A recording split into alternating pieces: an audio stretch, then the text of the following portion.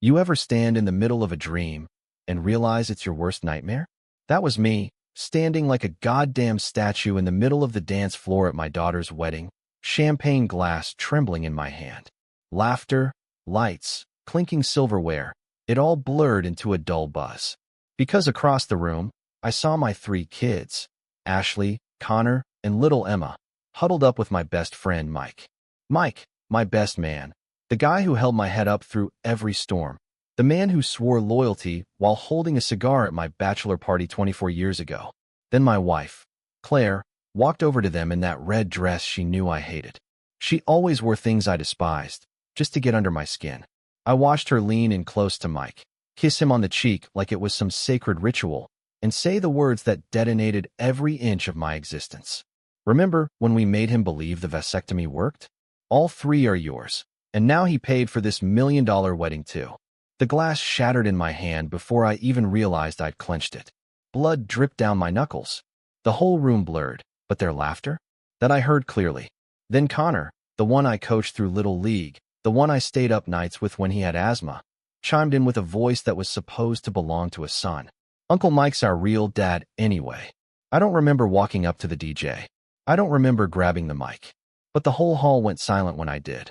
One thing before we cut the cake, I said, voice hoarse with fury. This wedding's off. And you three? You're cut out of my will. Hope Uncle Mike has a trust fund. Cause Daddy's done playing fool. Gasps, murmurs, confusion. Claire's smile fell. Finally. But it was too damn late. I walked out before the cake hit the floor. Never looked back. Didn't need to. I knew the fire I'd lit would burn everything behind me. But that was just the beginning. The night I left, I didn't go home. I drove straight to my office, locked the doors, opened my safe, and pulled out every file I'd kept hidden, even from Claire. I had secrets of my own. Not lies, just truths I never needed to use. Until now. First was the prenup she thought we lost in a flood back in 2008. I had it sealed in triple wrap and tucked into my old Army footlocker. She wasn't getting a dime. Not a damn penny. Second, I had the paternity test I did 10 years ago after Connor joked that he didn't look like me. At the time, I told myself it was a stupid impulse. But I kept the results. 3 names. 3 zeros. Not the father. Claire's betrayal wasn't sudden. It was strategic. Premeditated. A long con. I didn't sleep that night. I sat in my leather chair, staring at our family portrait, and felt the kind of rage that makes you see white. Not red, white. Cold. Clinical. Deadly. The next morning, I started making calls. My lawyer, my private investigator, my old college roommate, Dan, who happened to be one of the most brutal divorce attorneys in the state of Texas. I want a clean slice, I told him, and I want her to bleed. He chuckled. Buddy, you're the groom who canceled a wedding at the altar. You've got all the leverage. But it wasn't about leverage anymore. It was about war. Claire didn't know it yet, but I was about to dismantle her life, piece by piece, with the same calm precision she used to destroy mine. She wanted to play games? Then welcome to the arena. This was day 1 of nuclear revenge, and the snake pit had no idea it was about to burn. I didn't call her. I didn't text. I let her sweat. The next time Claire saw me was 2 days later, at the house I'd paid for, the one with the wraparound porch she decorated like something out of a lifestyle magazine. She opened the door, fake tears in her eyes, mascara smeared just right. Always the performer. Always playing some pathetic, manipulative role. Ethan, what the hell are you doing? She asked, voice cracking on cue. Canceling Ashley's wedding in front of everyone? Are you insane? I stepped inside without saying a word. Walked past her, into the living room, sat on the couch and calmly pulled a thick manila folder from my coat. I set it down on the coffee table and flipped it open. 3 DNA test results. All signed. All confirming I was never the biological father. She stared, didn't move. I could hear her heartbeat in the silence. Then I said it. Quiet. Cold. The words that made her flinch like I'd slapped her. I know everything, Claire. Every damn thing. She tried to laugh. That nervous, high-pitched fake laugh she used when backed into a corner. Are you serious right now? Ethan, that test could be faked. You're being paranoid. I slammed the next page down. A photo of her and Mike. Holding hands. Kissing. And not just recently. This was 12 years ago. My PI found dozens. Different locations. Different years. Her face dropped. But then came the shift. The moment she transformed. The mask slid off, and underneath wasn't remorse. It was venom. So what if they're not yours? She hissed. You think any of that matters now? You think a piece of paper changes who raised them, who fed them, who stayed up every night making sure Emma got her asthma meds? Because it wasn't Mike. It was you. You were the idiot who believed the fairy tale. My hands curled into fists. Not because she was wrong, but because she was right. I had believed it. Every birthday, every family photo, every I love you, Daddy. A lie. All of it. She crossed her arms and smirked. And what? You think this gives you power now? Newsflash, you were always the second choice. Mike was the one I wanted. You were the one I needed. For your paycheck. For your house. For your status. You were useful. Useful. I stared at her like I didn't even know who the hell I married. Maybe I never did. You're disgusting, I whispered. She rolled her eyes. Oh please, don't act like some tragic hero. You were a boring, predictable man with a predictable life. I brought excitement into this house. You should be thanking me. That was it. That was the moment I knew there was no soul left in this woman. Just a rotting shell dressed in lipstick and expensive heels. I stood up, picked up the folder, and said, You're going to hear from Dan Monroe tomorrow. Don't try to lie. Don't try to manipulate the kids. This is over. She laughed again. Oh, you think they're going to take your side? They hate you now. They think you ruined the wedding out of spite. I walked to the door, pausing just long enough to fire one final shot. Let them hate me. They'll learn soon enough who their mother really is.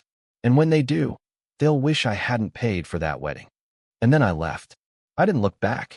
I didn't need to. She had no idea the storm I was about to unleash. But she would. After I left that day, I drove aimlessly for hours. No destination.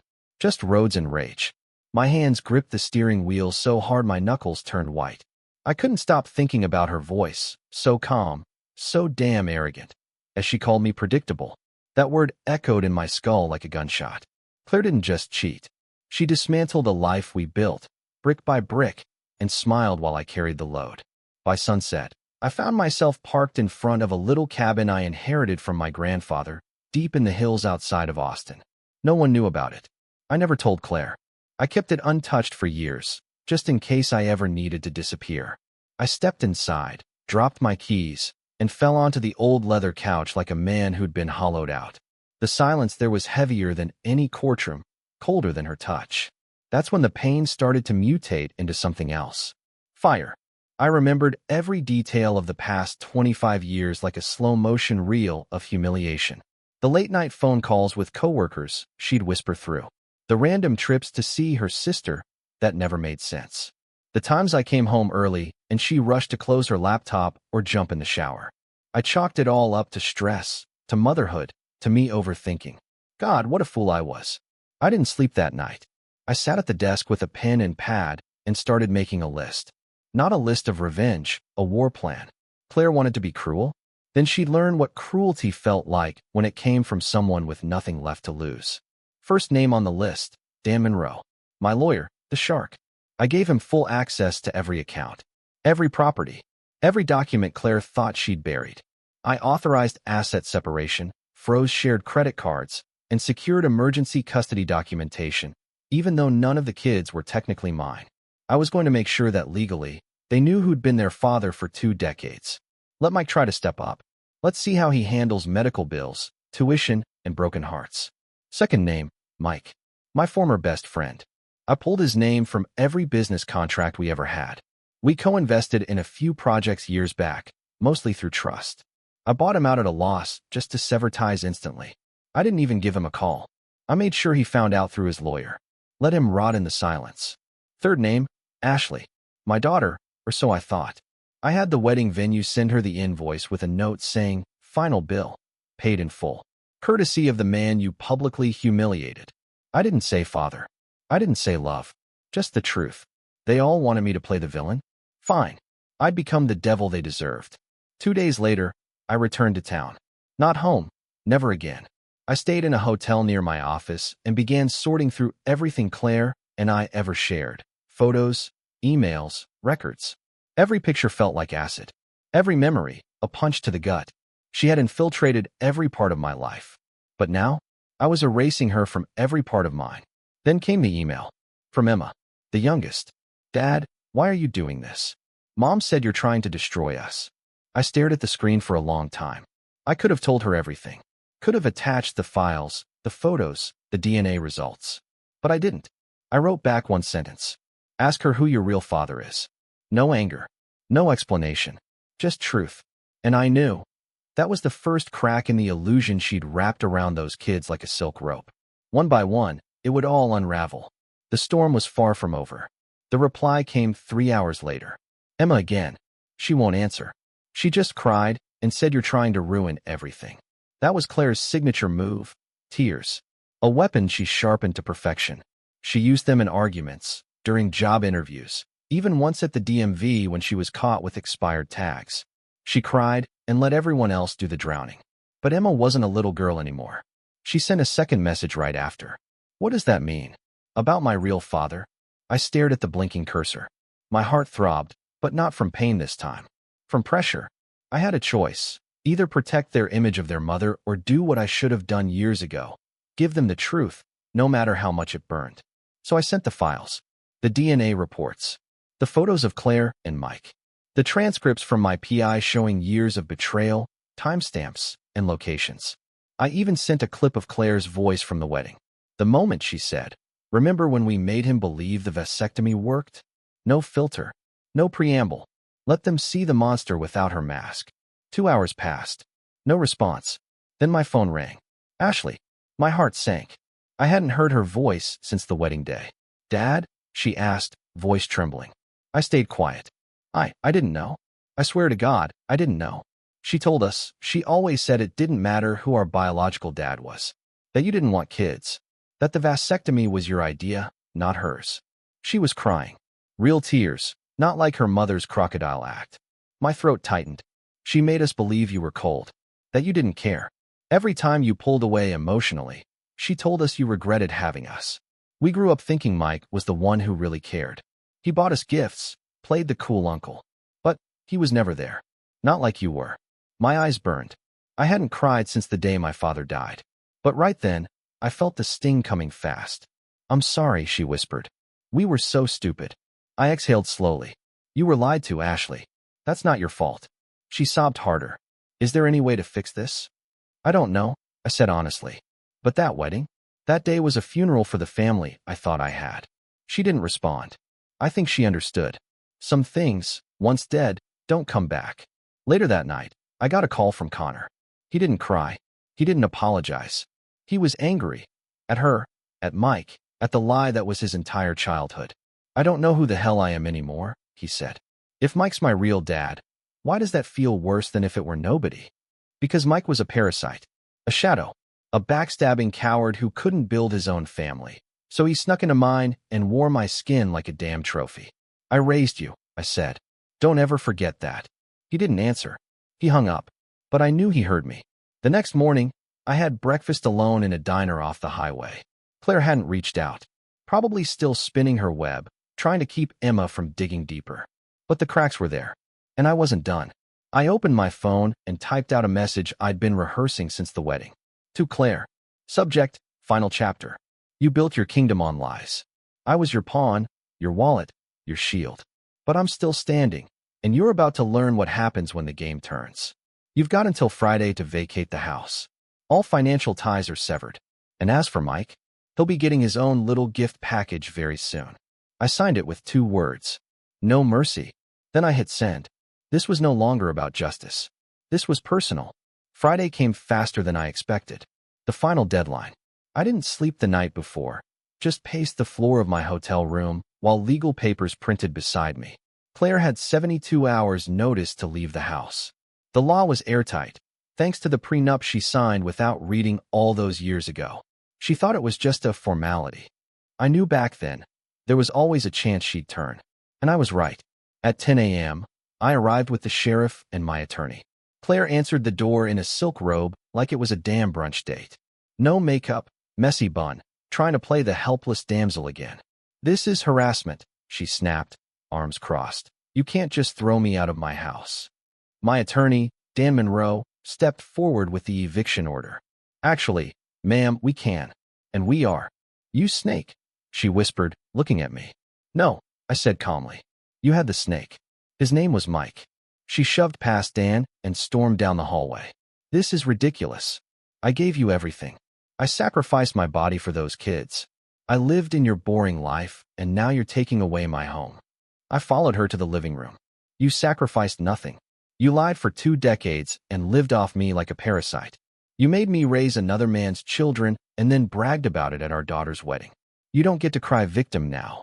She looked at me, something breaking behind her eyes for the first time.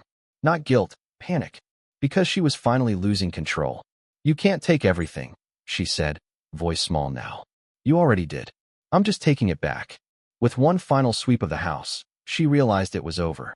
All the designer bags, the furniture, the cars, all under my name. Even the credit cards were frozen. She stormed upstairs to pack. I didn't follow. I stood there in the center of the home I built with my own 2 hands and felt nothing. No nostalgia, no pain, just release. 2 hours later, she left. Suitcase in one hand, phone in the other, probably texting Mike like a coward. She didn't even say goodbye. I didn't expect her to. Later that day, I paid a little visit of my own. Mike's gym was a sleek spot in downtown Austin. Mirrors, supplements, fake smiles. I walked in, straight past the receptionist, and found him benching in the back room.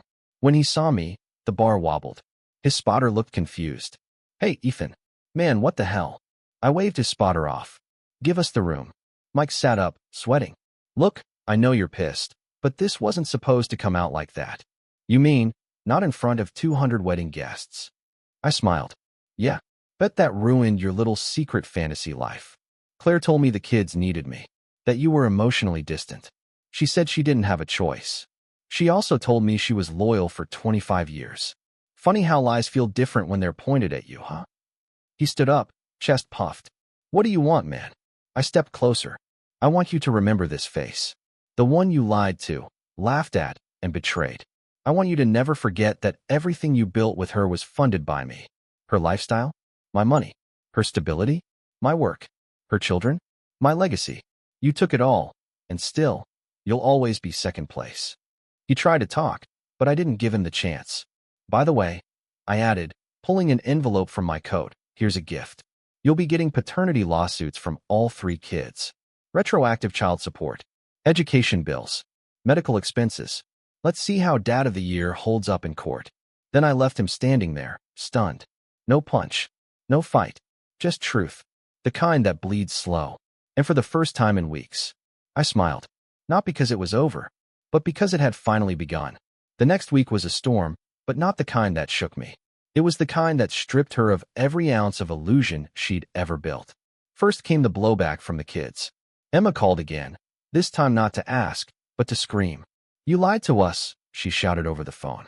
You told us he abandoned us, that he didn't want children. And Mike?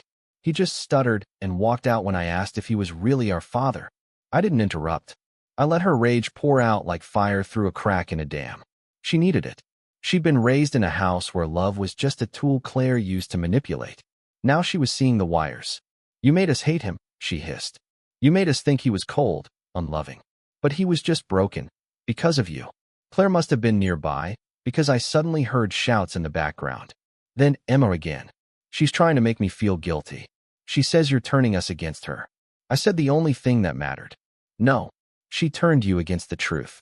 I'm just holding up a mirror. Emma didn't answer, but she didn't hang up either.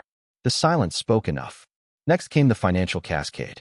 Claire tried to get a lawyer, but I had already locked everything down.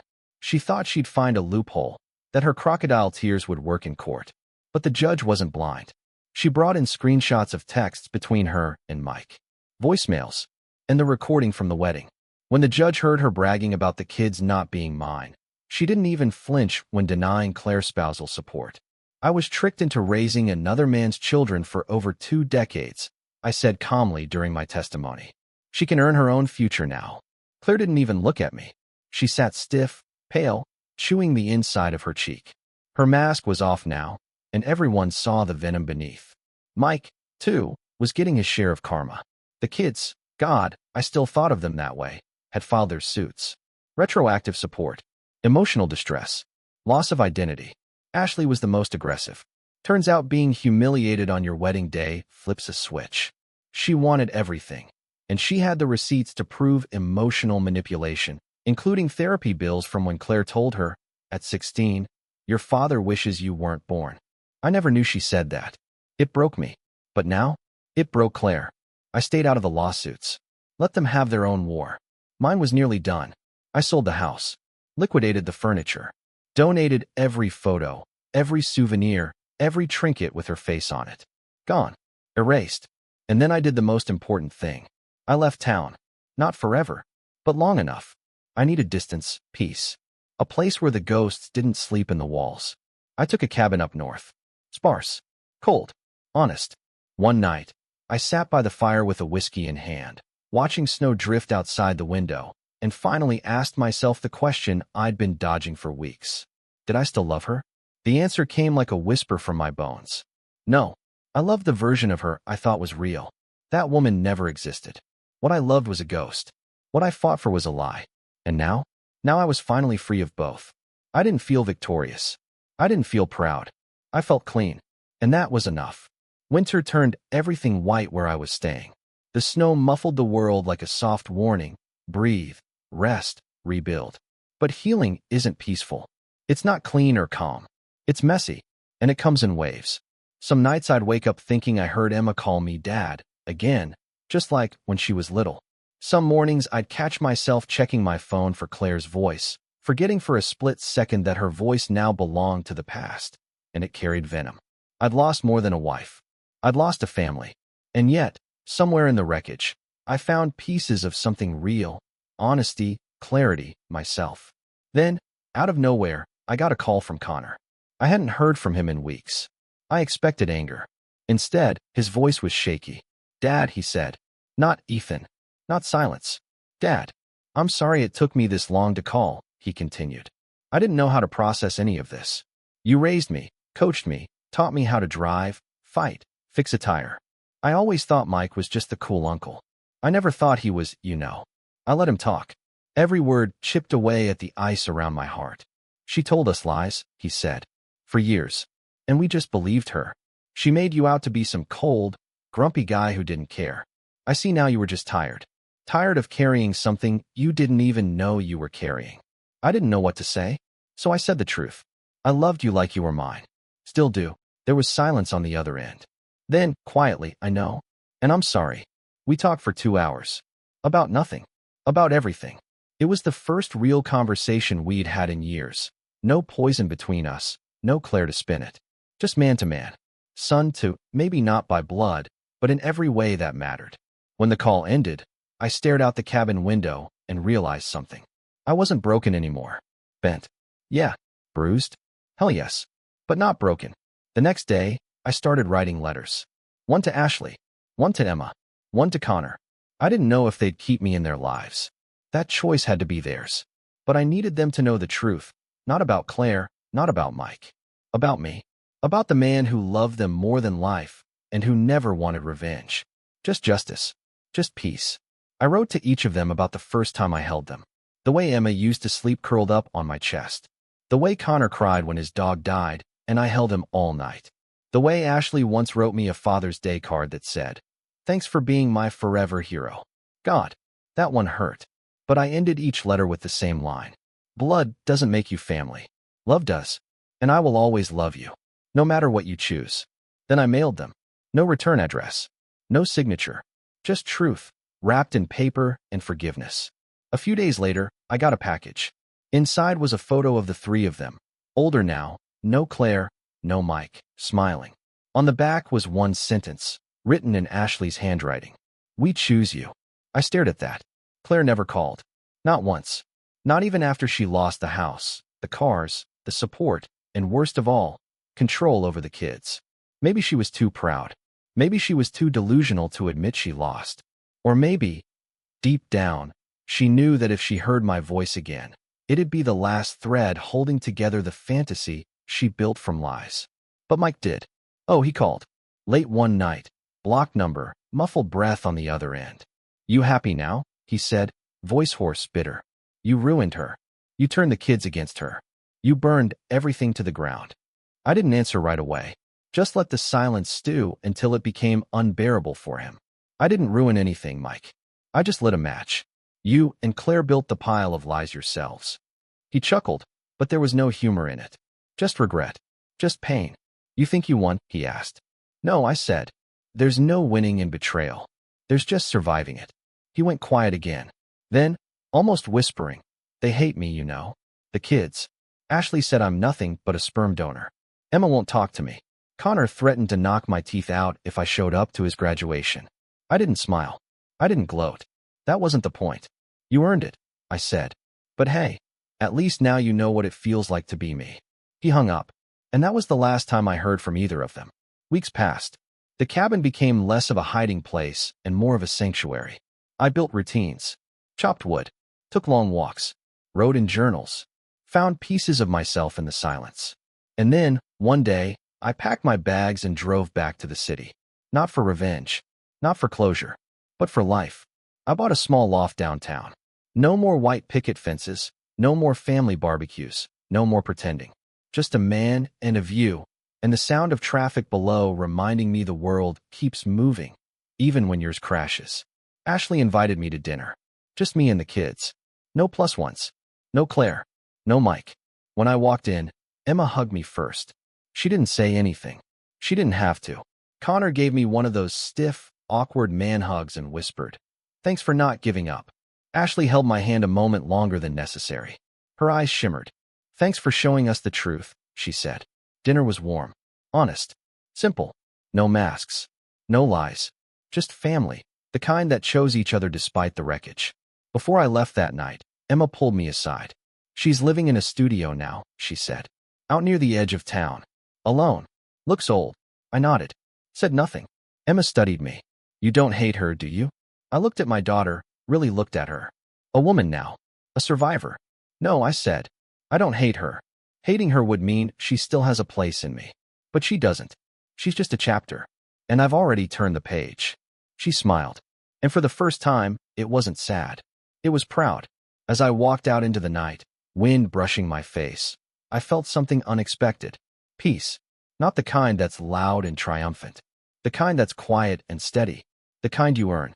So, here's my advice to any man out there who's been stabbed in the back, lied to, used. Don't waste your time trying to fix a ghost.